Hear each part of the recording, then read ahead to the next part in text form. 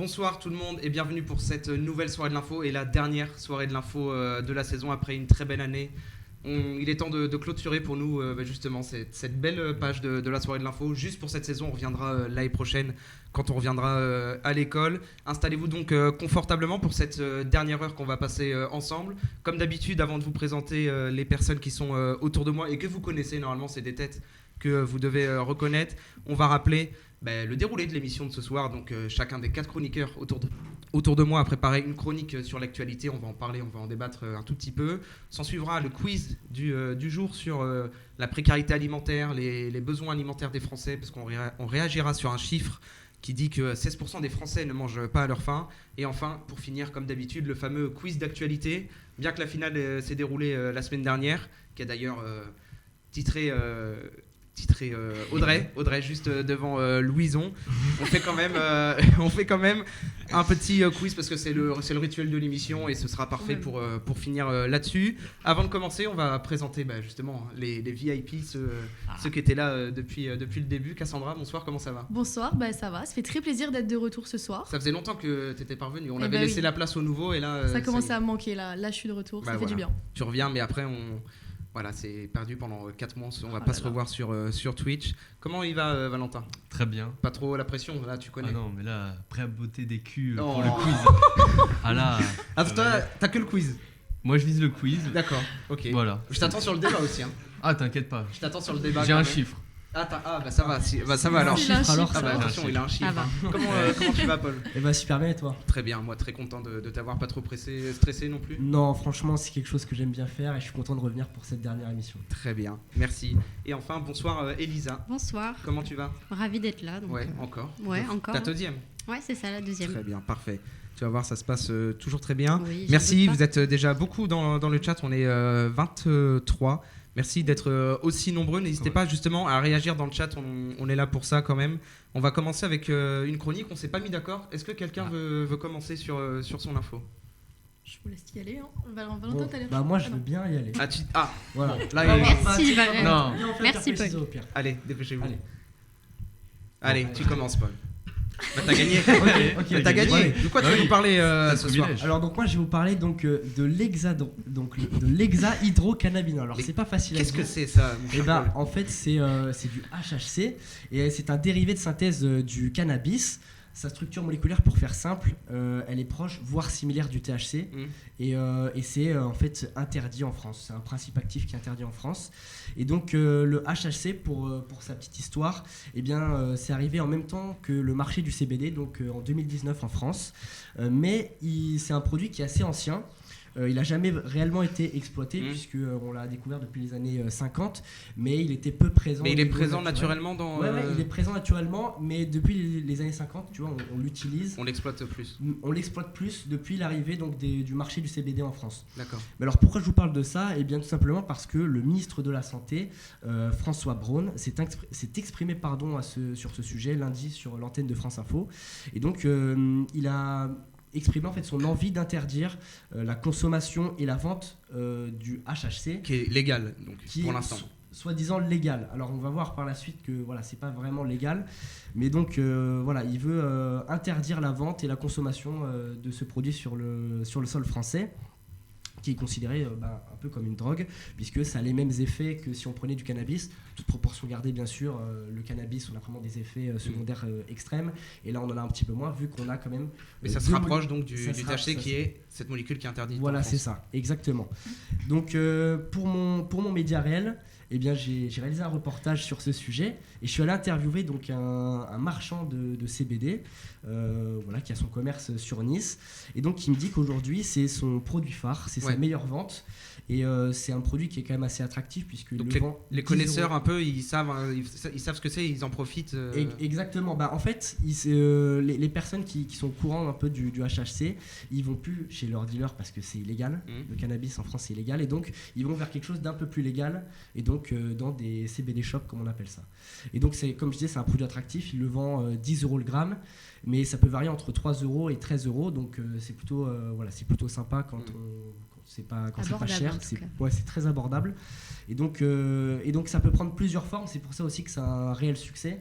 Il peut prendre la forme de bonbons, de fleurs, de résine. Ouais, vraiment, il le dérive sur toutes les formes. Et même de liquide pour les cigarettes électroniques. Donc voilà, ça touche vraiment beaucoup de domaines. Est-ce que c'est ça aussi qui ferait pas parler un peu sur que c'est trop dérivé, que c'est trop accessible?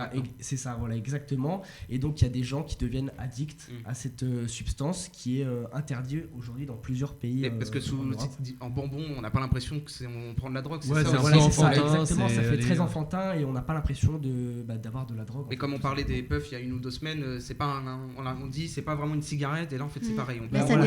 Ça dédiabolise un peu le mal. Autant le CBD c'est purement légal parce qu'on n'a pas de résine de cannabis à l'intérieur et on peut se le faire en tisane. Enfin moi j'ai déjà essayé en tisane, c'est super, ça fonctionne très bien, ça détend super bien. Mais là par contre on a vraiment cet aspect un peu de drogue avec les 2 molécules qui viennent du THC. Mais est-ce qu'en fait il y a vraiment un truc qui, par exemple, si tu tombes sur un contrôle de policier, ils te font faire un test de stupéfiants, tu peux être contrôlé positif? En soi, ça je pourrais pas te répondre parce que je me suis pas réellement renseigné sur les contrôles de police, mais ce qui est sûr en tout cas c'est qu'il y a des traces de cannabis à l'intérieur de cette substance. Donc en plus les gens pensent que ça peut leur être favorable et au final ils peuvent se retrouver à se faire contrôler positif. Voilà, c'est ça. Alors ça dépend bien sûr de l'utilisation qu'on en fait. Si on est addict au cannabis et qu'on essaye de se rediriger vers du HHC pour ne plus être addict, ça peut être une solution. Mais on reste quand même toujours dans un peu le secteur de la drogue, du cannabis et tout. Donc ça peut être une petite opportunité pour les personnes qui sont addictes à la drogue tout simplement. Mais souvent ça marche pas, ceux qui essaient de se rediriger. Enfin, il y en a qui arrivent, il y en a qui arrivent pas. Voilà, ça dépend vraiment des personnes en fonction de leur addiction, de leurs envies, etc. Donc ça varie en fonction des personnes.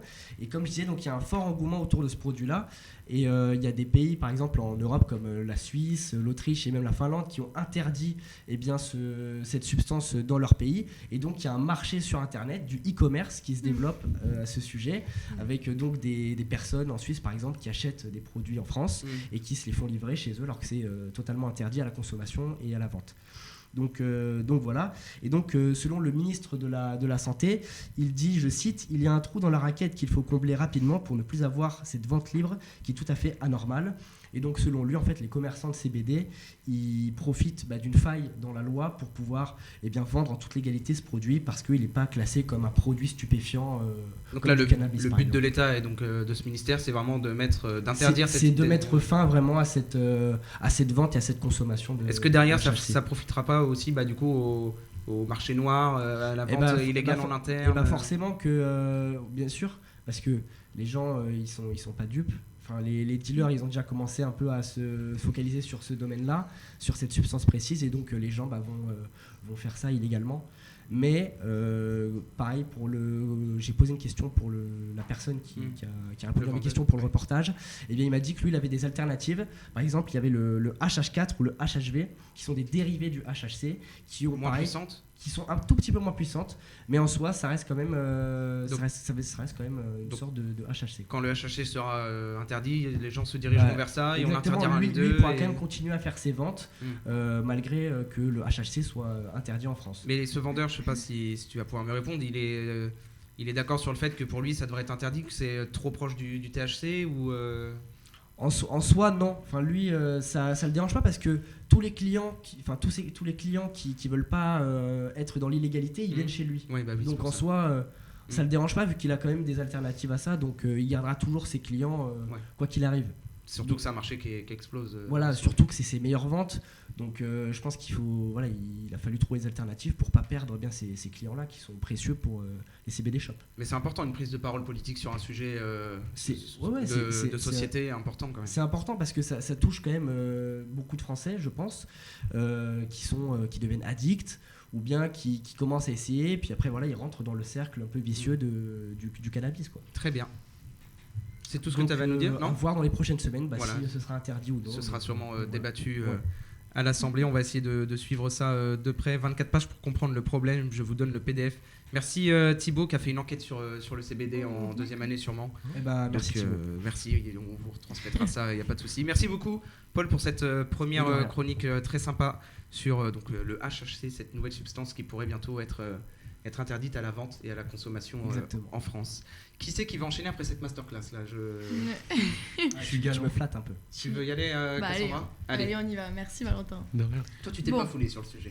Oh moi j'ai fait dans le basique, il faut qu'on sache tous les détails du Festival de Cannes cette année. Non, c'est important quand même, le Festival de Cannes. C'est très important pour la région, on va dire.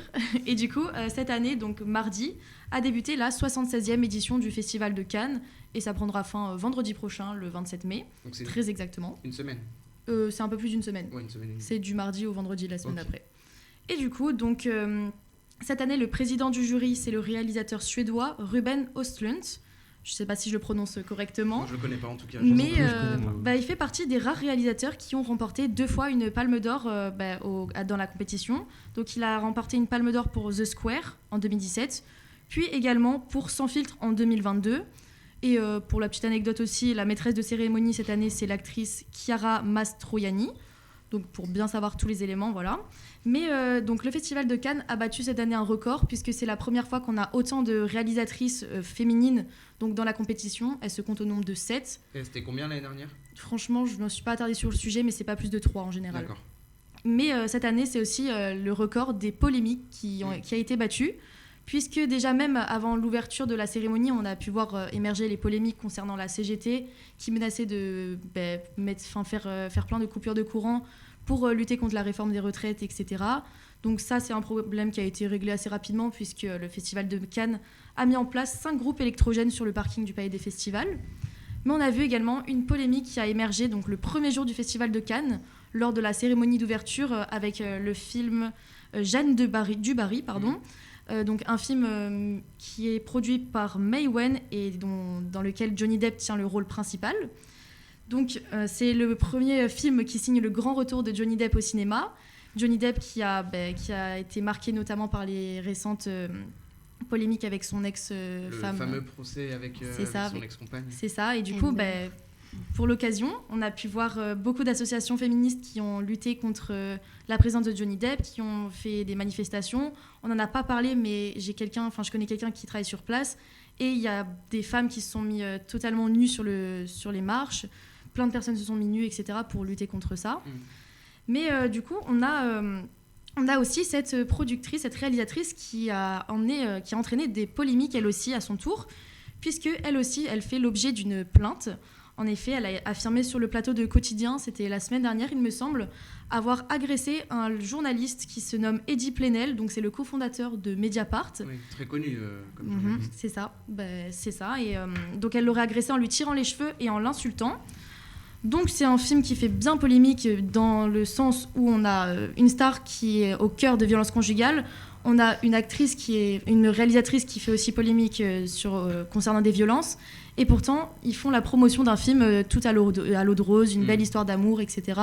On a également entendu qu'il y avait beaucoup de tensions entre la réalisatrice et l'acteur Johnny Depp. Donc pour un premier jour, je suis pas sûre que ce soit vraiment un franc succès pour le Festival de Cannes. Mais on a plus parlé des polémiques au final, l'essence même de ce que fait le Festival de Cannes, les films et... En fait, on n'a pas appris quelque chose de plus concernant les lauréats, concernant tous les prix qui ont été décernés et tout ça. Là, c'est vraiment... C'est vrai que c'est pas très clair. Enfin, moi, on s'intéresse de loin et au final, il n'y a pas vraiment quelque chose qui ressort. C'est ça. Non, il n'y a rien qui ressort à part les polémiques. Le deuxième jour, il y en a encore eu une aussi. Donc, il faut rappeler que ça fait 3 ou 4 jours que ça a commencé. Et déjà, on est à 3 polémiques. Donc, je pense que c'est beaucoup. Et c'est ça. La deuxième, je vais vous en parler. Du coup, c'est comment ça s'appelle, le film Le Retour de Catherine Corsini, qui est en compétition donc, pour la Palme d'Or. Je vais y arriver. Et donc, on a encore eu des accusations qui sont sorties concernant les conditions de travail et concernant du harcèlement sur 2 actrices qui sont mineures, en plus, d'autant plus. Donc sur le tournage du film. Sur le tournage du film, donc c'est plusieurs médias qui ont sorti l'information, je crois Le Parisien, Libération, etc. On n'a pas eu confirmation, parce que la réalisatrice, elle a mené son enquête dans son coin et a affirmé qu'il n'y avait rien eu d'alarmant et que ça a été juste un malentendu. Mais donc on a déjà plusieurs témoignages qui sont sortis concernant des gestes déplacés de la part de 2 membres de l'équipe sur l'actrice principale qui était alors âgée de 15 ans à peine, donc au moment du tournage des faits. Et ensuite, on a également eu une autre agression sexuelle d'un coach pendant une répétition sur une autre mineure. Donc ça fait quand même beaucoup. Et On a également eu, troisième polémique, encore juste dans le même film, c'est que ça a fait l'objet d'une mesure rare. Le Centre national du cinéma, en fait, ils ont privé le film de son aide financière.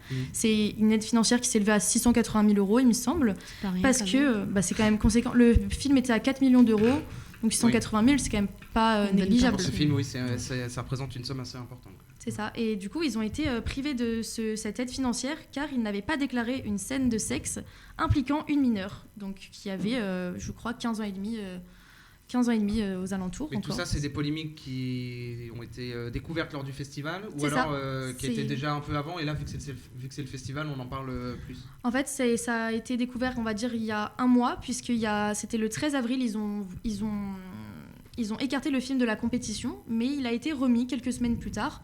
Donc on n'avait pas vraiment les raisons à ce moment-là, mais c'est vraiment il y a quelques jours, je crois que c'était avant-hier, où toutes ces polémiques sont sorties concernant ce film. Donc tout ça, en fait, ça gâche un peu l'esprit du festival de Cannes. En 2 jours, 2 polémiques différentes sur les 2 films principaux qui ont été projetés. Après, j'ai l'impression que ça se rattrape un petit peu. J'ai vu hier le 5e et dernier Indiana Jones qui va sortir avec Harrison Ford. Ah, ça, c'est quand même des bonnes nouvelles.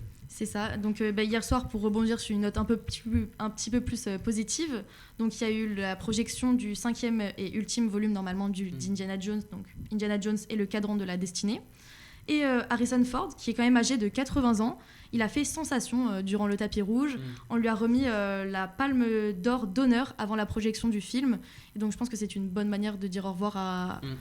Une légende. Indiana Jones déjà. Et Indiana Jones, à cette légende. Bientôt, à 80 ans, ça commence. Je pense qu'il peut prendre sa retraite. Mais il paraît frais quand même. Il marche. Oui, franchement, ça va. 80 ans, il peut tourner en il est bien conservé. Franchement, il est Ça bien. tient bien, vraiment. Mais des gros films d'action comme Indiana Jones, c'est vrai que ça devait devenir un petit peu plus compliqué. C'est clair. Et après, si je peux juste finir par quelque chose, c'est que à la suite des polémiques qu'il y a eu envers les violences faites contre les femmes, on a une tribune qui a été signée par 123 actrices, acteurs, etc., qui est sortie dans les médias et dans Libération plus précisément. Et donc le but, c'est de soutenir la décision de l'actrice Adèle Haenel, qui a officialisé il y a une semaine son arrêt dans le cinéma pour soutenir et dénoncer une complaisance dans le milieu vis-à-vis des agresseurs sexuels. Donc c'est notamment envers Johnny Depp Johnny Depp, quand il est apparu sur le tapis rouge, que toutes les actrices comme Julie Gaillet, on a aussi Géraldine Nakache, Laure Calamy, etc., qui ont toutes signé et qui ont toutes protesté. Et je peux citer même, ils ont dit dans cette tribune, le festival envoie le message que dans notre pays, nous ne pouvons continuer d'exercer des violences en toute impunité, que la violence est acceptable dans les lieux de création. Le tapis rouge a été déroulé aux hommes et aux femmes qui agressent.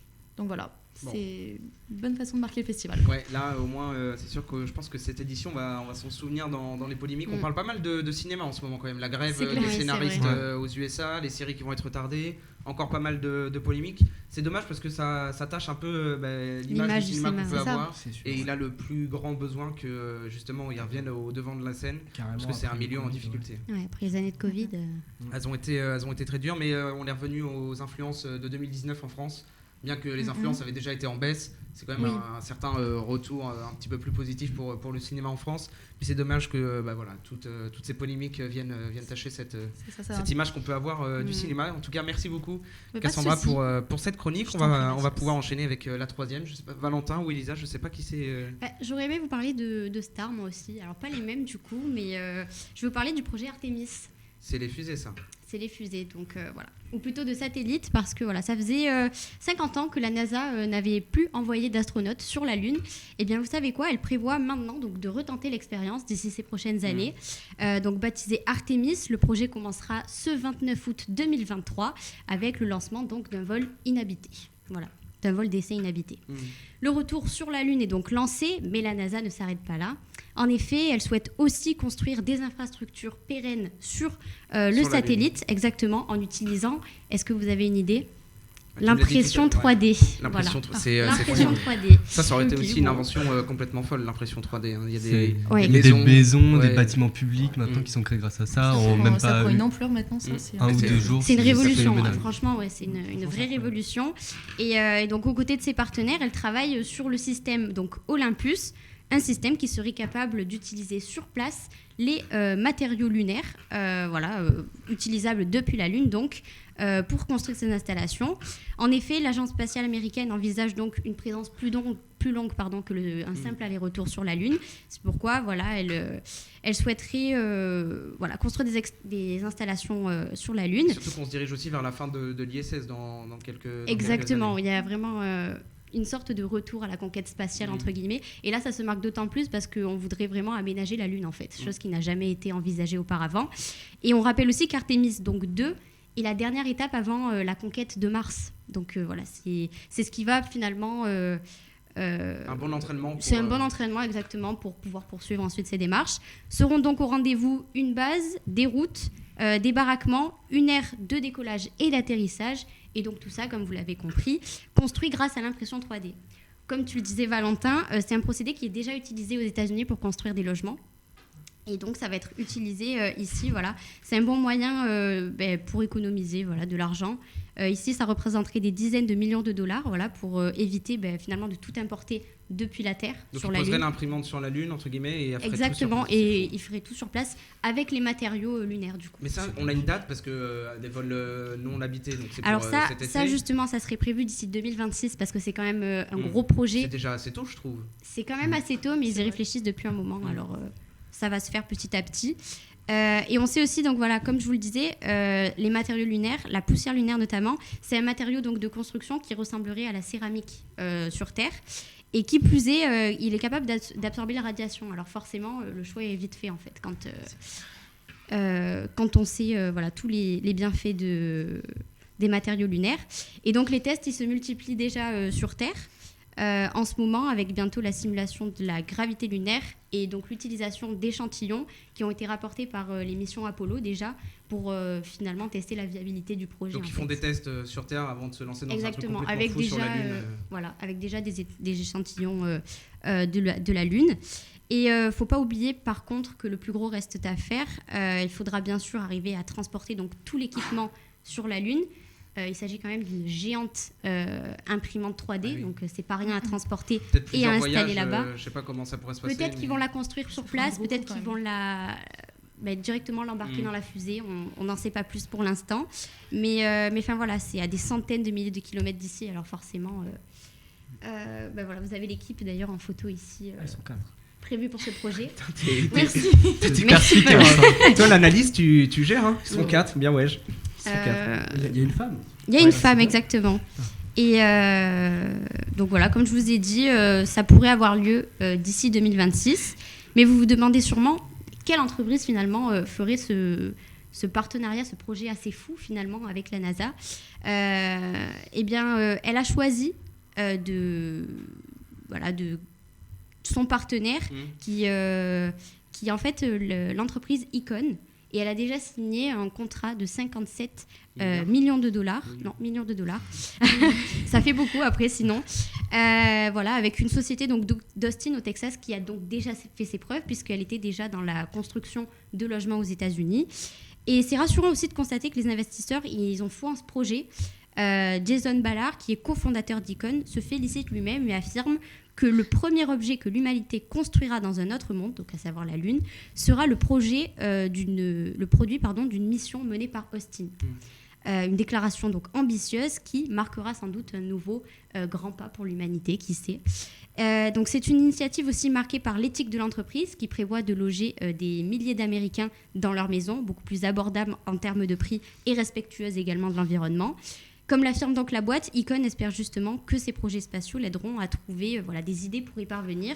Et j'ai même une petite citation qui en dit beaucoup là-dessus. Si vous parvenez à construire des maisons dans un environnement dur et isolé comme la Lune, vous allez sans doute faire des progrès dans la construction de maisons sur la Terre, qui quand même est assez plus connue et beaucoup plus abordable exactement que de construire directement sur la Lune.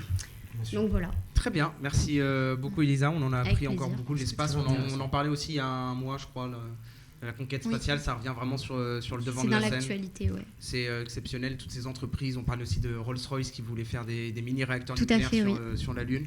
En tout cas, à voir ce que ça va donner, parce que j'ai l'impression qu'il y a un peu une concurrence entre toutes les entreprises. Entre le secteur privé entre État et entre exactement privées.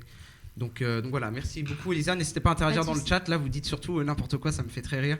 Mais c'est pas les sujets ne sont. Je suis sûr que c'est Louison. Non, c'est un peu s'est tout le fait monde là. Il y a un peu bannir. du monde en régie qui font n'importe quoi. Donc parfois c'est pour Le ça que blâme je me pas. retiens un peu de rire. Ils disent pas grand chose d'intéressant dans le chat comme d'habitude, j'ai envie de dire. Mais bon, ça c'est. C'est la foi. Il n'y a pas de souci. On va terminer ce bal des chroniques, la dernière chronique de l'année. Profitez-en. Elle vous est Waouh. présentée par honneur. Monsieur Valentin qui va nous parler d'un drame en Italie. Exactement. Alors, pour certains, je pense notamment aux fans de F1, cet événement, vous devez le connaître, c'est les inondations qui se passent en Émilie-Romagne. C'est une région au centre de l'Italie. Et en gros, c'est totalement historique, c'est qu'il y a plus de 50 000 personnes qui ont été privées d'électricité, 13 000 qui ont été évacuées, et aussi malheureusement 11 personnes qui sont décédées. C'est un bilan désastreux. Provisoire. Et provisoire aussi, parce que pour l'instant, il y a encore des recherches dans certaines maisons. Récemment, il y a eu deux retraités de 80 ans qui ont été emportés, retrouvés à 30 km de leur Oui, domicile. c'est vraiment une vaste zone. Ah oui, c'est totalement Non. toute D'accord. presque la région qui est prise dans ça. Il y a une vingtaine de cours d'eau qui ont totalement été quittés leur lit, quoi. Mm. C'est comme si la Seine, la Loire, tout ça, ça commençait à sortir et à se déverser de partout. Il y a des immenses superficies agricoles qui ont été noyées, ravageant des champs. Il y en a à peu près 5000. Donc ça, c'est dû à des fortes pluies pendant la Ouais, région. c'est ça. Et je vais expliquer après Ok. d'où viennent ces pluies. Et aussi, ce qui est assez dramatique, c'est que c'est l'une des meilleures régions en termes d'économie fruitière. C'est 1,2 milliard d'euros dans l'économie du pays quand même. Et c'est aussi un petit surnom, le verger de l'Italie, l'Émilie-Romagne. Donc ça va faire du mal dans quelques mois sur encore la hausse des prix. Là, en plus, qu'il y avait déjà l'Espagne qui a subi une sécheresse phénoménale. Et en plus de ça, 2 semaines auparavant, la région avait déjà été touchée par des inondations, causant 300 millions d'euros de dégâts, de dommages, de pertes. Et notamment le président de la région, Stefano Bonaccini, il comparait cette catastrophe au séisme qui avait frappé la région le 20 mai 2012. Je ne sais pas si vous vous rappelez, c'était un immense séisme qui avait fait plus de 10 milliards d'euros de dégâts matériels, totalement phénoménal. Sachant qu'en plus l'Italie, c'est vrai que c'est une région niveau sismique, catastrophe naturelle. Elle est un peu au mauvais endroit sur le globe. C'est clair. Ouais. Et donc là aussi, pile à ce moment-là, du 19 au 21 mai, devait se dérouler le Grand Prix de F1 d'Imola, qui a du coup été annulé. Je pense qu'Alexis en régie n'a malheureusement pas dû apprécier la nouvelle. Après, il y a des priorités quand même. C'est que là, c'est aussi Oui. pour la sécurité de tous. Hein. Et notamment. Vous avez fait- Et par exemple, certains pilotes étaient déjà dans cette région, bloqués ici. On a Nick De Vries qui a été seul durant toute une nuit dans un hôtel dans un petit village avec il entendait les bruits d'eau qui se déversaient dans la rue. On a aussi Yuki Tsunoda qui a participé au nettoyage de la ville de Faenza. On l'a vu sur certaines photos en train de déblayer, aider la population. Et en fait, ce phénomène-là, ces pluies sont liées à un phénomène du coup, qui est appelé tropicalisation. Et en gros, c'est un climat chaud et humide qui remonte des zones tropicales du sud, donc de D'accord. l'Afrique. Et en fait, c'est une alternance entre la sécheresse et des forts épisodes de pluie qui fait que les sols absorbent moins bien l'eau parce que trop sec. Et quand il y a de l'eau qui arrive, du coup, il y a tout qui déborde. Voilà, ça ruisselle et après ça vient forcément dans les rues, chez les gens, les inonder totalement. Et en fait, c'est que les températures sont en train de s'élever dans l'atmosphère et ça fait que l'air est du coup davantage chargé en vapeur d'eau. Par exemple, juste 1 degré de plus dans l'atmosphère, dans un nuage, ça fait 7% de vapeur d'eau en plus. C'est énorme. Donc ça, vous imaginez, ça prend 10 degrés en plus, c'est 70% d'eau en plus qui vont tomber sur la région qui est frappée. Et en fait, c'est pas tant le fait que ça augmente le nombre d'épisodes pluvieux, mais c'est qu'ils sont de plus en plus intenses. Parce que si ça avait été, par exemple, on passe de 10 épisodes par an à 15, l'intensité en soi n'aurait pas baissé. Mais là, c'est le fait de passer de rester à 10, mais que ce soit de plus en plus fort, plus de dégâts, et à chaque fois devoir réparer et repayer. Très bien. Et on a dit combien il y avait pour combien il y en avait de dégâts à peu près Pour C'est l'instant, encore en estimation. C'est tellement récent que je pense que. C'est clair. Ouais. Déjà, tout ce qui est céréalier, fruitier, Mm. en fait, c'est pas vraiment chiffrable parce que c'est des pertes quand tu vends ces fruits-là. Donc là, il n'y a aucune rentrée d'argent. Il y a des dégâts colossaux au niveau des bâtiments qui ont été emportés. C'est ce qu'on voit juste derrière là. C'est ça. Donc là, c'est le pilote de Formule 1, Yuki Tsunoda, qui nettoie les rues complètement remplies d'eau et de boue. Ça doit être. C'est clair. Et du coup, actuellement, ils sont toujours en train de nettoyer, de trouver certains survivants. Mais là, le phénomène s'est arrêté. Ça, là, ça s'est calmé, oui. Donc là, voilà, ça va que aller mieux pour l'Italie. Ils ne peuvent pas reprendre de la pluie sur eux, quoi. Très bien. Mais merci beaucoup, Valentin, pour ce petit point un petit peu plus sérieux quand même. Mais c'est important de parler de l'actualité internationale. Vous dites n'importe quoi dans le... J'en ai marre, moi je peux pas continuer. Ceux qui sont sérieux et qui parlent pas, on va pouvoir passer maintenant au débat, justement, essayer de reprendre un peu le lead. Contrôle du chat, s'il vous plaît. Les modérateurs là. Ils font un pierre non mais ils font un pierre feuille ciseaux dans le chat. Ils font un pierre feuille ciseaux, je comprends rien. C'est de pire en pire en fait le chat. Attends. On a vraiment atteint le pic à la dernière émission. Il y a personne qui gagne en plus. Tu peux me les ban s'il te plaît, Alexis, parce que là c'est pas possible. On va passer donc au débat, donc les personnes un petit peu plus sérieuses. Allez, on se concentre. Chat pour les 3, 2, 1. Allez, on reprend du sérieux. Et en plus c'est un sujet sérieux le débat. Ah oui, très sérieux. Donc on va rebondir sur un chiffre pour ce débat, un chiffre sérieux. 16% des Français ont déclaré ne pas manger à leur faim. C'est un chiffre qui interpelle quand même dans une société comme la France où on pense que tout va bien pour tout le monde. Là, c'est un chiffre qui nous rappelle qu'il y a encore beaucoup d'inégalités. Justement, on va pouvoir explorer plusieurs pistes de réflexion pour un peu expliquer d'où peut venir ce phénomène. Voilà, donc d'insécurité alimentaire dans un terme plus général. Donc pour vous, déjà, quelles sont les raisons principales pour lesquelles certains Français ne parviennent pas à manger à leur faim? Est-ce pensez que c'est principalement dû à des raisons économiques, au chômage, à des problèmes d'accès justement à l'alimentation elle-même, ou encore à d'autres facteurs? Je pense que c'est l'augmentation des prix, c'est un problème économique. L'inflation. Là, j'ai vu une étude là, juste hier. C'est l'indice des dépenses contraintes. Et donc en fait, les prix, on remarque qu'ils ont augmenté de 6% en moyenne depuis un an. Donc c'est énorme. Et donc qu'est-ce qu'ils appellent par dépenses contraintes? Eh bien c'est le loyer, c'est l'assurance habitation, c'est l'électricité. Et donc vu que ça a augmenté, eh bien les salaires n'augmentent pas au même niveau, à la même vitesse que ça. Là, justement, donc, on en parlait, il n'y a que le SMIC qui a augmenté et les autres C'est salaires ça, ne sont pas indexés sur exactement. l'inflation. Voilà. Et donc les gens, forcément, ils doivent plus payer ça que leur nourriture, et donc c'est obligé de faire des choix. Et donc Certains qui sautent un repas, le petit déjeuner ou le dîner du soir. Ou qui mangent moins, tout Ils simplement. mangent beaucoup le midi et ils se disent Ouais. je mangerai pas ce soir. voilà, ou exactement. inversement. Il y a beaucoup d'étudiants qui sont concernés aussi par la précarité étudiante. Maintenant, ça fait qu'augmenter. Les jeunes sont les premiers touchés. Et puis dans ce chiffre-là, je pense qu'il doit y avoir une bonne partie de jeunes, une bonne majorité de jeunes quand même. C'est ceux qui ont le moins de moyens en fait. Et on voit que les bourses même sont difficilement atteignables en fait. Ils en délivrent de moins en moins. Aussi parce que je pense qu'au niveau de l'État, forcément les recettes Ils ont manquent. de plus en plus de conditions. Il me pour semble les qu'elles avoir. ont augmenté le mois, 1er mai. Voilà, elles ont dû augmenter. Oui. Mais ça reste toujours l'alimentation qui augmente et ça commence à devenir limite la première dépense du mois. Et certains, justement, tu parlais des dépenses contraintes. Quand ça arrive après toutes les dépenses qui sont là tous les mois, quand ça arrive, les courses, on a moins d'argent. On fait forcément. les gens ils font un choix. Ils regardent les prix. Ils regardent les prix. Il y en a qui abandonnent totalement la viande, par exemple, les légumes parce que c'est trop cher. Le steak. Exactement. L'exemple du steak est le plus marquant parce que la boîte de steak à 20 €, ça fait quand même. Les légumes, une sacrée somme, aussi quoi. maintenant, c'est un sacré prix avec Donc, les guerres, les trucs. Ils sont obligés tout de ça. faire un choix. Et puis là, en plus, avec ce que nous a Toutes dit les Valentin, catastrophes. eh bien, les prix vont forcément augmenter pour rattraper un peu les pertes qu'il y a eu. Quoi. Puis il y a aussi eu le phénomène de la guerre en Ukraine avec les céréales.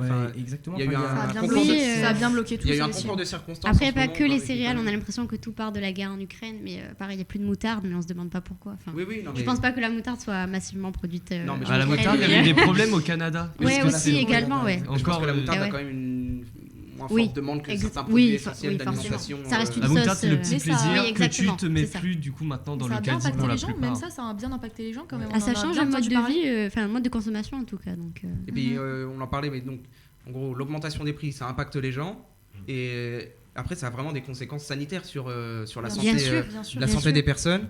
J'ai regardé, on peut avoir des fractures osseuses, de l'infertilité, de l'aménorrhée, des troubles digestifs, un affaiblissement du système immunitaire, hein, parce Oui. que vu qu'on n'est pas... Vu et qu'on même a plus de assez l'aménie, produits. c'est une substance dans les globules rouges du sang, et en gros ça permet de transporter au mieux l'oxygène. Oui. Donc voilà, même Mhm. moins manger, ça après, à terme, ça peut Mais c'est- conduire à de réelles pathologies Même dangereuses. conduire à des crises de boulimie aussi. Je sais Oui. qu'il y en a Oui. beaucoup qui, par exemple, se privent pendant un laps de temps et qui, d'un coup, en fait, n'en peuvent plus, leur corps n'arrive plus à suivre et qui, du coup, vident tout leur placard en une soirée alors que justement, ils essayent de se restreindre pour pouvoir finir le mois. Mais c'est vrai que ça amène d'autres problèmes encore. Et comme tu le disais, Mathias, au niveau de la santé, quoi. Mais vous pensez que ces problèmes de santé, justement, ils sont pas assez affichés? Vous pensez que les gens, ils se disent, c'est pas grave si je mange pas ce soir, je peux me permettre, mais si on mettait plus en avant ces enjeux de santé, est-ce qu'ils feraient quand même plus attention? Déjà le fait d'être en malnutrition, eh ben, ça impacte aussi le comportement. Bah, je parle des enfants dans un cas général, mais ça impacte les enfants sur leur concentration, sur l'apprentissage à l'école, parce que bah, on pense beaucoup à manger alors qu'en fait on n'a pas assez. Et donc bah, ça a des répercussions même au quotidien, quoi. Donc c'est vraiment pas bénéfique du tout. Bah oui, Il c'est y a, vrai. il y a la notion, pardon, vas-y. Ouais. Moi, j'allais dire, je pense que les gens, ils savent que s'ils sautent un repas, forcément, ça va toucher leur santé, mais c'est qu'ils n'ont pas le choix de tout simplement ne pas manger, de sauter un repas. Donc, on peut leur dire tout ce qu'on veut, que dans 2 mois, ils vont avoir un cancer s'ils ne mangent pas.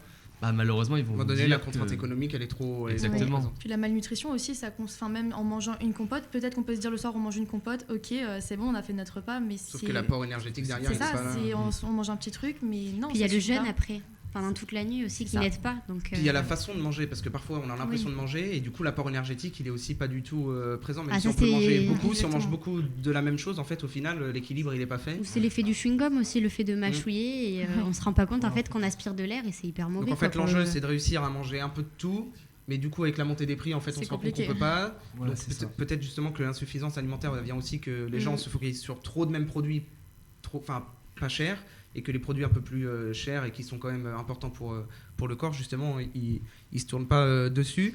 Est-ce que vous pensez que du coup les solutions politiques doivent être apportées à ce problème d'inflation et d'insécurité alimentaire? Il y en a déjà un peu. Il y en a, C'est mais compliqué. par exemple, moi j'avais vu, c'est en février de cette année, il y avait eu un vote à l'Assemblée pour avoir le repas à 1 euro pour Oui. tous les étudiants Oui.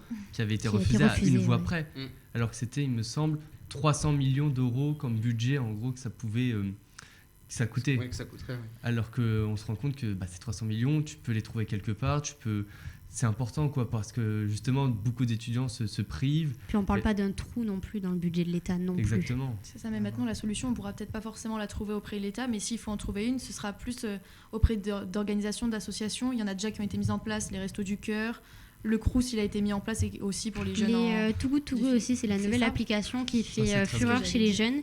Parce que, en fait, il y a des paniers repas, ou même juste des. À date courte. Ouais, exactement. En fait, c'est de l'anti-gaspillage, tout C'est simplement. pas assez répandu encore. Quand C'est on va pas sur assez l'application répandu. à Nice, il y en a que dans le secteur, il y en a que 5-6 qui le proposent et c'est que des boulangeries. C'est vrai. Oui. Et le soir, C'est quand on y massivement va, des c'est du boulangeries. pain. On a du pain, une brioche. Donc, ça Mais aussi- l'avantage, c'est que plutôt que de payer, je sais pas moi, 12 € un panier repas, Oui, oui, on peut tu l'avoir payes facilement à à quatre. moitié, Voilà. voire Ça, c'est sûr. moins encore. C'est vrai que ça peut être une solution apportée. On viendra justement sur les initiatives locales et solidaires. Donc, s'il n'y a pas de réponse politique apportée, est-ce que l'enjeu, c'est pas justement de faire de la prévention dès le plus jeune âge sur les besoins de bien s'alimenter en quelconque circonstance? Est-ce qu'on peut dire En fait, on peut pas forcément prévoir. Personne n'aurait pensé qu'il y aurait une inflation comme ça. Nos parents n'auraient pas pensé nous éduquer de sorte à ce qu'il y ait une inflation plus tard et à faire tel et tel comportement adapté. Ça dépend en fait. Mais c'est pour ça qu'en France, on a l'impression qu'on est dans un pays sain, démocratique. Ouais, ouais. L'impression que manger, c'est un acquis.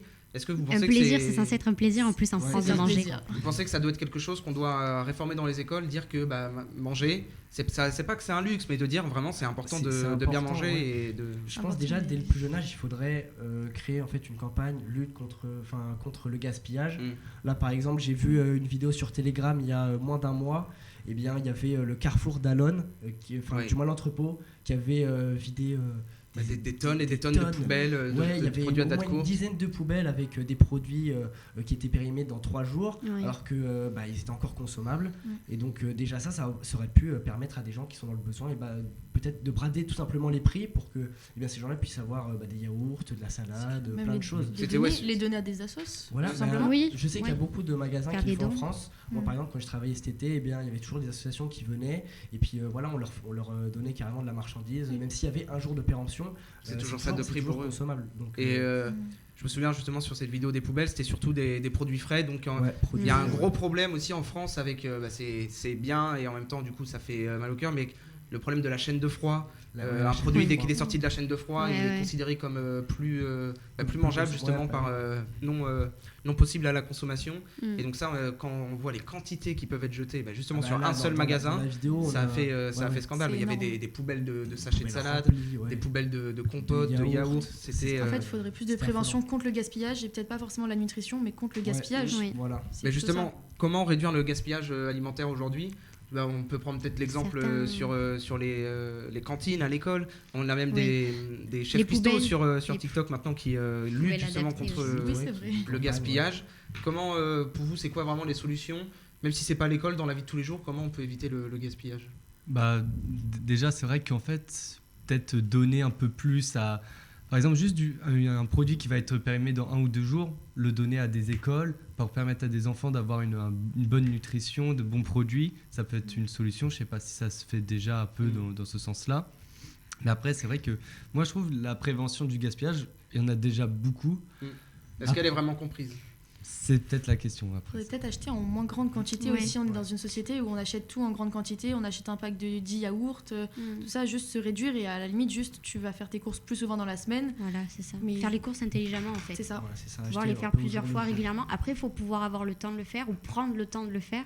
Mais c'est vrai que ça pourrait être une bonne initiative Et pour. si on revient sur l'implication des supermarchés qui sont les premiers distributeurs de nourriture, est-ce que justement avec ce problème de chaîne de froid, avec les associations qui souvent prennent que du sec ou des conserves, est-ce qu'il ne faudrait pas juste mettre en place des meilleures infrastructures dans les associations, des chambres froides, et dès qu'on a un problème, on l'envoie dans les associations et les gens ils viennent... Ça peut être une alternative à ça. ouais, bien Parce sûr, qu'au c'est- lieu de tout jeter, quand on voit les quantités, c'est c'est astronomique. c'est une super idée ça, parce que ça permettrait. C'est une super idée. C'est une super idée. mais Encore faut-il pouvoir la mettre en place. voilà, c'est ça. Parce que les associations ont quand même peu de moyens, elles se Justement, cofinancent. ce serait Elles derrière, ont c'est quand même certes l'État qui pourrait... certaines subventions, l'État mais pourrait- ça reste ça- minime. L'État pourrait donner quelque Ça chose. devient quand même un Ouais. réel problème de société. 16% des Français qui mangent pas à leur faim. C'est un chiffre qui doit Mm. C'est beaucoup. alarmer dans les hautes sphères et qui l'État doit quand même pouvoir et doit réagir, je pense, à ce problème qui pourrait devenir majeur dans certaines années. Et on parlait justement des associations, Mais cool. donc Too Good To Go. Too Good To Go, par exemple, voilà, c'est une application. On crée un compte, facile, on rentre l'adresse mail, un petit mot de passe, et après on peut payer donc en ligne. Et comme Et on tu vient dis, chercher voilà, le panier en fin de on va- journée. exactement, quand, on a des horaires et on doit y aller entre telle heure En et gros, telle heure. c'est un panier aléatoire. Donc tu Oui. choisis pas ce que tu as, des mais c'est un surprises. panier qui vaut par exemple de base 12 euros, Ouais. tu l'as à 4 euros. Ok. Après, c'est vrai que moi, je l'avais fait à une boulangerie à côté de chez moi. Il y a une fois, c'était 2 croissants, 2 baguettes, 1 ou 2 sandwichs. Mais à 20h.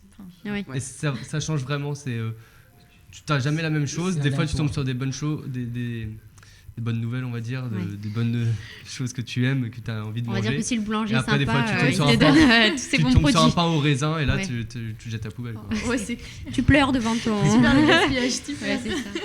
Après, il y a des restaurants aussi, je ne sais pas si vous l'avez vu, qui font payer un supplément pour. Notamment les buffets à volonté. Il y en a beaucoup qui font payer un supplément si on laisse une assiette pleine, par exemple, alors que c'est censé être à volonté. Donc tu te resserres si tu ressens le besoin de te Il y a même resservir. eu Le but, c'est loi. pas de laisser justement dans un C'est restaurant. ça, exactement. Il y a même eu une loi où maintenant, si tu es au restaurant normal, que tu n'as pas fini ton plat, tu peux l'emporter Oui. avec toi. Oui, Et ça, complètement. Voilà, les petits doggy bags. bags. Ouais. Et C'est très vas-y. Non, Ouais, c'était le Ouais, doggy d'accord. bag. Et est-ce que des grosses associations, parce que là on parle de Too J'allais- Good To Go ouais. qui n'est pas encore vraiment dans l'esprit des Français, s'il y a bien une association solidaire au niveau de la nourriture en France, c'est Les bien les Restos Restos du du Cœur. C'est ça, mais on Est-ce entend parler que eux, que malgré leurs contraintes économiques, ils devraient ouvrir à de plus en plus de personnes avec de moins en moins de moyens? Est-ce que pour eux, ils doivent se soucier justement des gens qui avant peut-être avaient les moyens et qui aujourd'hui ça devient une vraie contrainte? Pour avoir fait les Restos du Cœur, Comme on l'a dit, ça reste vraiment des produits, des pâtes, du riz, des choses, des conserves, voilà, qui peuvent, la date de péremption en tout cas, on peut un peu pousser la date de péremption. Après, c'est vrai que les Restos du Cœur, c'est quand même très connu, mais je me demande si les gens en fait s'y avancent tout simplement. Il y en a beaucoup aussi qui peuvent ressentir la honte de demander de l'aide au Resto du Cœur et qui du coup préfèrent tant pis sauter un repas ou ne pas manger 2-3 jours. Je pense que la sensibilisation est là, mais les Français d'eux-mêmes n'iront pas en fait. Ok, pas d'autres réactions? Non, franchement, elle a tout dit. Très bien. En plus, donc tu as travaillé dans les Restos du Cœur. J'ai fait certaines missions. Et, après, c'est enrichissant aussi de le faire, mais ça reste quand même très peu utilisé comme moyen. Après, s'il y a juste s'il y a un problème aussi en France, c'est qu'on n'a qu'une grande association, c'est ça, les Restos du Cœur. On n'a pas des petites, on n'entend pas parler des autres petites. On n'entend pas parler des autres, ça peut plus être local et qui pourraient être plus actives envers. Je pense qu'il y en a plein qui doivent être locales, des petites qui pourraient aider, mais on n'en entend pas parler. Après, il y a tous ceux aussi qui le font de manière spontanée, des boulangers qui disent là, il me reste des croissants de ce matin, est-ce que vous voulez les prendre? Et allez-y, prenez-les. C'est des initiatives personnelles que les gens prennent. Il faudra que ça devienne des initiatives collectives. En tout cas, merci beaucoup pour ce débat. Un débat très intéressant quand même. Très intéressant. Pour la dernière, on a bien fait. On espère que chez vous, en tout cas pas les gens dans le chat parce qu'ils disent toujours n'importe quoi, mais on espère que vraiment les gens qui regardent, vous en avez appris plus et que vous comprenez un peu les enjeux qu'il y a derrière ce chiffre. 16% des Français ne mangent pas à leur faim, c'est un chiffre quand même qui alarme. N'hésitez pas encore à interagir dans le chat parce que ça va être le moment des questions dans le petit quiz. Vous êtes encore une quinzaine dans le chat. Merci beaucoup de rester. Vous serez les derniers à nous voir 4 mois. Vous allez, ça va me manquer tout ça. On va pouvoir demander au chef régisseur, monsieur Bury Alexis, de mettre la question dans le chat. C'est fait, je ne veux aucune triche. On a tellement eu de problèmes par rapport à ça. Il y a des personnes actuellement sur le plateau. Cache-toi. C'est ça, Et justement, la personne dans le plateau, elle a la bonne réponse. Voilà. Trop fort. La question est la suivante. Rapidité, je pense. C'est quoi ChatZ? C'est un Reconquête, c'est l'IA de Reconquête. Bravo Valentin. What? Bravo Valentin. Après, je l'avais quand même. Très vite. Vous l'aviez pas les trois autres? Pas du tout. Comment elle s'appelle, t'as dit? ChatZ. Comme ChatGPT, mais juste. Assez drôle d'ailleurs. J'ai même pas tilté. Donc c'est donc t'as raison, c'est un robot créé à partir par le parti Reconquête d'Éric Zemmour. Son but, répondre aux questions des utilisateurs sur le programme de l'ex-candidat à la présidentielle. D'accord. Original. C'est Samuel Lafont en charge des questions numériques pour Reconquête, le parti politique de l'ancien journaliste, qui a annoncé l'arrivée du chatbot dans un tweet il y a 2 jours. ChatZ est présenté comme, je cite, un militant virtuel Reconquête et vous propose d'interagir avec un militant virtuel Reconquête pour mieux connaître le programme du parti d'Éric Zemmour. Il s'agit avant tout d'un assistant plus que d'une intelligence artificielle qui va juste vous donner, vous aiguiller sur une question du programme d'Éric Zemmour. Et j'ai déjà vu qu'il y avait déjà quelques petites polémiques, notamment sur la théorie du grand remplacement, où en fait le robot disait que c'est une théorie du complot. Et l'erreur a vite été corrigée en interne, mais c'est vrai que les gens se sont tout de suite amusés à lui poser les questions qui fâchent, et au final on en a plus parlé sur le fait que ce soit amusant, et que c'est pas vraiment une intelligence artificielle, que pour vraiment son utilité première. Et c'est avant tout quand même un objet de communication pour le parti qui essaye de se moderniser au plus. Donc bravo Valentin, tu étais seul à avoir la réponse pour cette question. On va demander à Alexis de mettre la deuxième question dans le chat. Cette info elle m'a surprise quand je l'ai vue. Je me suis dit que ça pourrait faire quand même une bonne question. J'ai l'impression que vous pourrez avoir la réponse. Je vais laisser le chat répondre juste avant vous. Ça y est, j'ai l'impression. Ah non. Et là c'est la guerre. Ok, aucune bonne réponse. Il y a encore n'importe quoi qui est dit dans le chat. Je vais pouvoir vous poser la question. Quel livre s'est vendu pour la somme de 38 millions de dollars aux enchères? Aux enchères?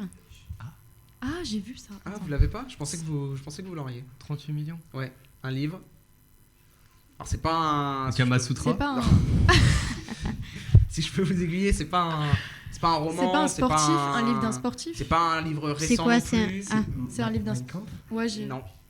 C'est un livre qui a, du coup je vous donne un peu une partie de la réponse, mais qui a plus de 1000 ans, par exemple. La Bible? Le Coran? La Bible. C'est vrai?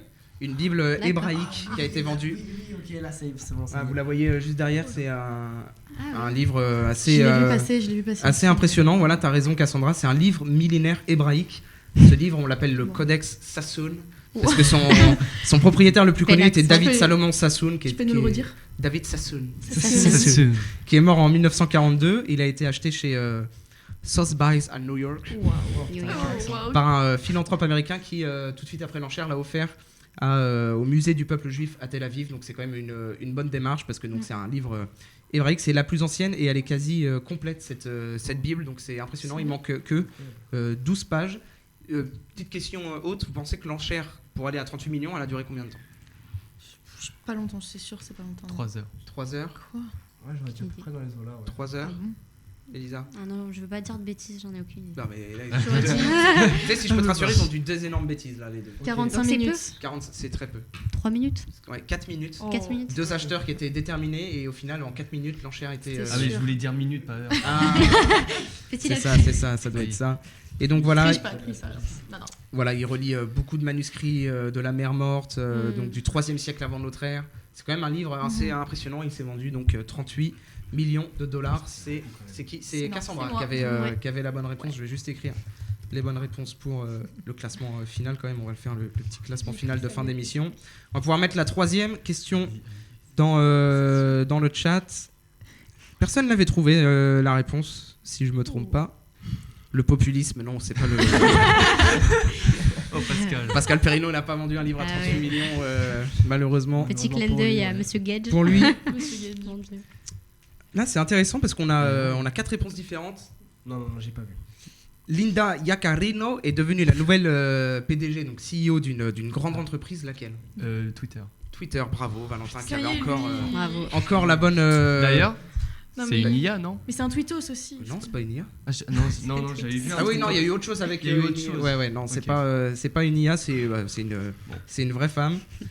Tu te diriges pour l'instant vers une petite victoire avec tes 2 Ah oui. points. Donc Elon Musk l'a confirmé la semaine dernière, vendredi soir. Twitter a désormais une nouvelle patronne, donc Linda Yaccarino. Elle a occupé plusieurs reprises des postes de direction, notamment dans divers grands médias. Linda, donc je cite, s'occupera principalement des affaires pendant que je m'occuperai de la conception des produits et des nouvelles technologies, a indiqué Musk dans son tweet d'annonce. Il rajoute avoir travaillé avec elle pour transformer cette plateforme. La nouvelle dirigeante, elle entre en fonction donc, dans 5 semaines maintenant, parce que c'était annoncé il y a 6 semaines. Et son but, c'est un peu de renouer le contact avec les utilisateurs, parce que Elon Musk, depuis le rachat de Twitter, il a un peu quand même, il n'a pas pété les plombs, Ouais. mais il a, Il est en roue libre. voilà, il a un peu transformé le réseau social et ça n'a pas plu à beaucoup d'utilisateurs anciens et actifs sur le petit oiseau. Et donc voilà, le premier but, ce sera d'un peu de renouer le contact avec les utilisateurs. Le petit oiseau bleu. Et il est blanc, l'oiseau. Ouais. Il est pas bleu sur Twitter? Bah non, c'est Il le est fond bleu. blanc et. Ah mince. Mais c'est pas grave, t'inquiète pas. Oula. En tout cas, tu as eu la bonne réponse, Valentin, C'est bravo. principal, Vous l'aviez dans le chat. Certains m'ont dit le roi Merlin. Le roi Merlin, c'est une autre femme, c'est Agathe Monpays, je crois. Twitter, Google, non, pas Google. Bravo Valentin, on va pouvoir mettre la 3e question Alexis. non, la 4e question déjà dans le chat. Celle-là, elle est sympa aussi, ça m'a aussi beaucoup surpris. Personne là, non, par live, non, personne n'a la réponse pour l'instant. Par quels moyens avons eu de nouvelles images de l'épave du Titanic? Ah, c'est un Ah. truc virtuel avec le casque. Non, je peux pas l'accepter. Un truc 3D. Ouais, c'est Ouais, ça. mais Ah. j'ai pas le- c'est ça, Des c'est pas- lunettes enfin, 3D? c'est- Non, c'est pas des Ça lunettes ressemble- 3D. Ça semblait que c'est c'était avec un casque vert, non? Non, c'est pas un casque voilà. VR, c'est une reconstitution 3D avec les ondes en fait. Ils ont envoyé des ondes et comme ça on a D'accord. l'épave complète du Ouais, Titanic. c'est impressionnant. Avant de vous parler de cette découverte, le Titanic, est-ce que vous savez quand est-ce qu'il a coulé? En 1912. Très bien. Et le film Titanic? 98. Wow, bravo. Vous avez bien joué. Ça L'épave rapporte se pas trouve, de Qu'est-ce qu'il a Ah, j'ai dit bien joué. Ah. j'ai vu 98. C'est l'œil de fact-checking, on va voir, mais j'ai vu 98 tout à l'heure. J'ai vu. Oh non. Ah, 98. Il y a 3 dates différentes. Bon, c'est pas Peut-être en grave. France, 98. Ah, Il a été c'est peut-être- distribué. Ah, peut-être, ouais. Peut-être qu'il est sorti en France. Sortie française. Ah, ça va. Excusez-moi, l'épave se trouve à 3800 mètres de profondeur quand même, donc c'est très compliqué de l'observer. Et pourtant, donc voilà, c'est ça, grâce à une modélisation 3D, Facile. on arrive à voir ce genre de rendu. un rendu exceptionnel Ouais, parce que Ouais, c'est fascinant. les eaux troubles à moins 3800, c'est assez compliqué d'observer Ouais, c'est quoi que ce sûr. soit. C'est la première fois que l'épave est observée grâce à cette technologie. Ok. C'est comme une maquette faite avec une imprimante 3D, c'est remarquable, réagit à France Inter l'océanote Paul-Henri Narjolet. Grâce à ce jumeau numérique, on distingue le numéro de série par exemple sur une hélice, enfin vraiment des détails, Ah oui, d'accord. des détails C'est un complètement truc de fous. Et à terme, ça va pouvoir permettre de comprendre encore un peu plus voilà, les origines Mais après, du- il est en... de la coulée du Il Titanic. est en voie, enfin le Titanic dans quelques années, il me semble qu'il va Ouais, bientôt voilà, il va- disparaître, non c'est ça. Il faut Ouais, se il est, dépêcher. Bah, c'est pour ça que là, cette modélisation 3D, Ouais. maintenant, elle est à vie en fait. On n'a pas besoin d'aller voir à chaque fois. Maintenant, bah on a oui. le truc et on va pouvoir vraiment d'accord, travailler oui. dessus et s'appuyer comme un moyen C'est de impressionnant. comprendre un peu Ouais, plus. c'est sûr. Mais c'est vrai que c'est fou de se dire que le Titanic est là, dans cet état-là. Et, Ça me c'est fascine. vrai, c'est impressionnant. En tout cas, qui c'est qui l'avait? C'est encore. Ah non, C'est toi? C'est toi. je peux pas avoir toutes les Et bonnes tu ne réponses. peux pas avoir toutes les points. En même Malheureusement. temps, Ça va, t'es modé, je tu peux te, pas rester assez haut. tu te diriges quand même Distribuer. vers une victoire. On va pouvoir mettre la 5e et dernière question du chat dans le chat. Et dernière question de l'année même, j'ai envie de vous dire. Oh, c'est Celui qui triste. est là, je lui donne 2 points. Oh, Tout peut changer. Non, en fait, j'en sais rien. Si. Allez dans le chat. Ouais, aïe. Ouais, d'accord. Il y a des mauvaises réponses. Pourquoi 30 000 jeunes sont attendus dans l'Indre ce week-end? Dans quoi Dans l'Indre. Pour le C'est un festival festival. tectonique. Bien joué. Elle l'a dit. T'as dit un festival? Non, mais elle l'a eu avant, Elle a elle dit l'a eu. festival tectonique. C'est pour le Technival même. Technival. J'ai envie de te Technival. dire le Technival. Cassandra, tu prends 2 points. Donc c'est Oh, pour les wow. 30 ans du Technival. Ce sont C'est près ça. de 30 000 jeunes qui sont attendus dans le département de l'Indre. Un petit village donc de voilà. C'est un petit village d'une centaine d'habitants, donc 30 000 personnes, tout de suite ça fait C'est beaucoup. réagir. La situation reste stable selon un communiqué, malgré l'arrivée encore de nouveaux véhicules voilà, qui vont arriver donc hier soir et qui sont arrivés dans la nuit. Un Technival, c'est la contraction donc, de techno et de festival. Et c'est un Bien rassemblement, joué. voilà, de plusieurs Merci enseignes. Mathias pour ces Il y a pas de ces souci. Moi, renseignements. je vous donne de l'info, c'est avec plaisir. Hein. Donc voilà, c'est un rassemblement où en gros les gens, souvent jeunes, voilà, peuvent venir s'installer librement avec voilà, du son pendant plusieurs jours consécutifs. La préfecture a mis quand même des moyens Et du importants. HHC aussi. Et du HHC. Justement, il y a, L'un ne va il y a pas sans plusieurs l'autre. équipes qui ont tout de suite fait des contrôles parce qu'il y avait des bouchons phénoménaux sur Bah, tu m'étonnes. sur les axes de la petite ville, indique que depuis le début de l'événement, les secouristes des associations de protection civile ont apporté assistance à 86 personnes, dont Ah oui. 35 rien que la nuit dernière. Quand même. Et la Ah préfecture oui. fait aussi le point sur la sécurisation du site. Elle rappelle que 240 gendarmes sont désormais engagés en permanence sur le dispositif après l'arrivée de 3 escadrons en renfort, parce que 30 000 personnes dans un champ, il faut quand même gérer tout ce monde, c'est quand même... Même 240, ça paraît quand même Ouais, peu c'est- pour eux. Ouais, Oui, c'est oui, mais clair. après il y a aussi la sécurité civile, il y a aussi Ouais. les sapeurs-pompiers, il y a plein de... Et tant qu'il n'y a pas de débordement, voilà, et ces jeunes-là sont là pour s'amuser. Vous en pensez quoi? Vous tirez un Technival, toi, Paul? C'est pas trop la musique que j'écoute, mais je pense que ça pourrait être pas mal d'essayer pour la bière et tout, ça peut être pas Ah mal. oui, toi, Tu pense, ça va, tu c'est gères pas la la bière, danse, le produit Non, phare je te vois bien là-bas. là-bas, je te vois bien là-bas. Être dans l'ambiance, danser un peu n'importe comment, enfin je pense que c'est kiffant. En tout cas, tu sais faire. On l'a vu. Bon voilà, en Bon, tout bah, cas, c'est parfait. Technival, moi je connaissais parfois des rave parties, mais là c'est vraiment le Technival, c'est Ouais. le Ouais. truc. C'est pour ça qu'il y a 30 000 personnes. Parfois on voit des petites rave parties dans la forêt, ils sont 15, ils font mal à personne. Là Mais tout là, de suite, vraiment, 30 000, ça arrive et ça pose les valises et c'est pour 3 jours de bruit. Eh Donc ben, ils vont voilà, kiffer, les ils vont habitants, bien ça va un kiffer, peu hein. ça va un peu les mouvementer, mais... Ah, il y Mais aura voilà. de l'animation Pauvre, au moins. En tout cas, on a 2 points pour Cassandra sur ce quiz, 2 très points touchée. pour Valentin, les 2 premiers sont à ma gauche et Paul 1 point. Tu t'es bien débattu sur le Titanic. Malheureusement, Elisa, tu repars 0. avec 0 point. Ouais, ouais. C'est pas grave, c'est Ça le jeu, arrive il faut au bien meilleur. un premier, un dernier. On touche d'ores et déjà à la fin de l'émission. Ah, c'est dommage. C'est dommage. Je crois que je vais appeler Thibaut et Alexis en plateau quand même. Chef régisseur B1 Ah. et chef régisseur Il B3. y a notre petit On Thibaut va qui faire est de une retour. petite conclusion quand même sur cette année. Allez, viens. Allez, Allez, Thibaut allez. aussi. Fais pas ton petit Allez, village. viens Thibaut. Voilà, parce que nous, vous nous voyez en plateau. Mais là, voilà, là vous Il avez est de retour, On le a petit quand même chef. le régisseur. chef régisseur en personne qui s'occupe des réseaux sociaux, des caméras, des transitions avec les images, voilà, donc tout ce qu'il y a derrière. Il doit gérer aussi eux qui sont tous Voilà, là. il Ouais, va la aussi régie. gérer une difficile. régie. Et le Une régie chat un peu qui est mouvementée. très mouvementé. Ouais. Vraiment, c'est une catastrophe. À Il déchaîner, n'était pas ouais. comme ça avec Il n'y a rien. Et là, J'ai déjà ban des gens là ce soir. hein. non, mais oui, non, mais- Il y en a. Et là, vous reconnaissez sans doute donc voilà, Thibaut à ma droite, qui était chef régisseur de l'ère B3. Et Le 3, Ça date, ça fait au moins bien 2 mois, hein, ça fait bien 2 mois que vous nous avez laissé. Justement, toi qui t'es content de ce que ça devient l'émission. Bah, franchement, vous avez fait du bon boulot. Après, je sais que vous avez des énormes projets pour l'année prochaine, donc ça va encore évoluer. Ça va être encore mieux. C'est le but. Là, on a Ça 4 mois promet. de pause justement pour réfléchir à tout ça, ce qu'on va pouvoir Vous avez raison. évoluer l'émission.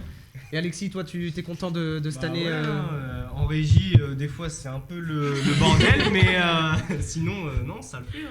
C'est une bonne première. C'est pour une bonne l'instant. expérience. Ouais, C'était ouais. un bon exercice pour nous tous. On a essayé de faire venir le maximum de personnes qui n'avaient jamais participé à une émission à l'école. Beaucoup de B1. Là, c'est les gens qui sont déjà intervenus parce que voilà, c'était la dernière. Et voilà, les personnes étaient pour la majorité là, même quand tu bossais à l'époque sur l'émission. Donc voilà, c'était important pour nous. En tout cas, merci en tout cas encore de nous avoir donné justement le relais pour cette émission. Nous, ça nous fait plaisir d'être en live avec vous tous les soirs. Et là, ça va s'arrêter pour 4 mois. Ah là là. Donc voilà, ça va être. De nouvelles personnes à la rentrée. Hein. Bah oui, oui. on va faire venir les biens de l'année prochaine. Moi, je Mais les mets sur le on pense à plateau. nous là. quand même. On pense à nous quand même. Ah oui, on pense Ah, à vous. ça va, Bah oui. ça va alors, L'année ça va. prochaine, ce sera plaisir. Hein. Il y aura tout le monde sur le Faut plateau. quand même qu'on fasse une émission parfaite. Parce que à chaque fois, il y a toujours quelques petits couacs. Donc là, l'année prochaine, objectif. Ouais, là, on veut une émission. Un Parce que sans là, il y a faute. encore eu des problèmes de grésillement. C'est pas comme. Je crois que c'est ça. Hein. C'est- Ouais, ça doit être un peu. Ouais, un problème là-dedans. On est désolé pour ceux que ça dérange. On n'y est pour rien. On fait le maximum. Ça va être temps, voilà, justement de dire au revoir. On va devoir quitter les studios pour la dernière fois cette année. Merci à tous de nous avoir suivis. Déjà depuis octobre avec les B3 et nous depuis début avril. On a fait des émissions toutes les semaines quand même. Même vous aviez enchaîné. Début de l'année, ouais, presque. Depuis janvier, fin janvier, ouais, toutes les semaines vous avez fait. Et franchement, au début, je t'avais dit. Ouais, déjà, si vous en faites une. Si vous en faites une, déjà c'est bien. Et puis après, je vous ai dit, essayez de faire des pauses si vraiment vous galérez. Et au final, Ça a On marché. a enchaîné. Tout va Ça bien. roule pas mal. Tant mieux pour nous. Puis C'est ouais, trop c'était sympa fort. d'avoir des nouvelles personnes aussi. Ça fait découvrir. Et puis même nous, on apprend avec elles parce que c'est avant tout un exercice. Hein. On n'est pas des pros, on est là pour apprendre. Et donc voilà, c'était très sympa. Merci à vous 4 Bah, d'avoir merci été à Merci présents à toi. sur, Merci sur Thibaut, ce merci dernier plateau. Mathias. Merci Thibaut pour la B3. Merci la régie qui est souvent Merci. présente derrière. Enfin, la régie, On applaudit un peu. les spectateurs. Bravo. Il va être temps pour nous de couper le live. On se retrouve donc, j'ai envie de dire, début octobre, début d'année scolaire prochaine. Merci à tous de nous avoir suivis. Vous êtes encore une petite vingtaine. Passez une bonne soirée et à l'année prochaine. Salut.